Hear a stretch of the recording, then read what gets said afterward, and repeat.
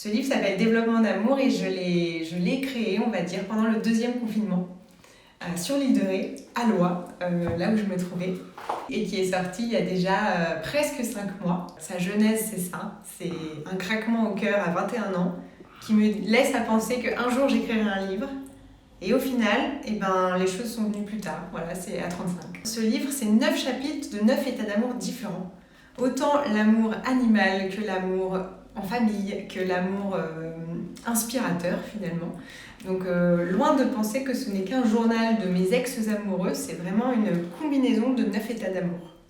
Ce qui m'a plu en fait, c'est de refaire voyager Céline de 16 ans à 36 ans dans ce parcours d'amoureuse et de retrouver à chaque chapitre un petit carnet de voyage comme un GPS intérieur du bien-être avec des activités à découvrir qui sont plutôt souvent des thérapeutes locales de la région.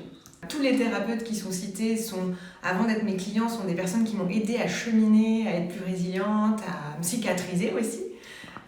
Donc vraiment, c'est un ode à l'amour et à la thérapie personnelle aussi.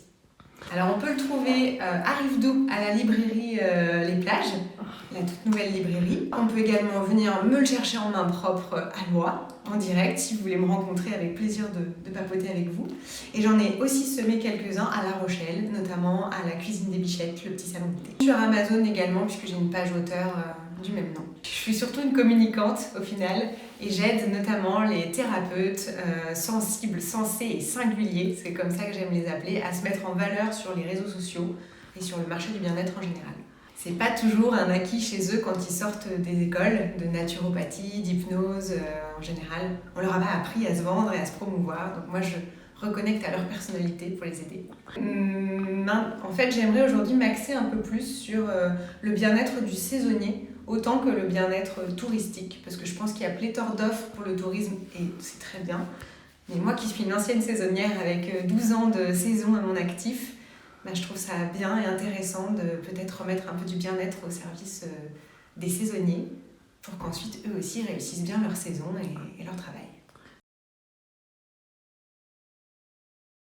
Pour nous permettre de continuer à vous livrer de l'info gratuite, de l'info vérifiée, de l'info immersive sur le média LRT, nous avons besoin de votre soutien financier grâce aux dons qui sont déductibles d'impôts à 66%.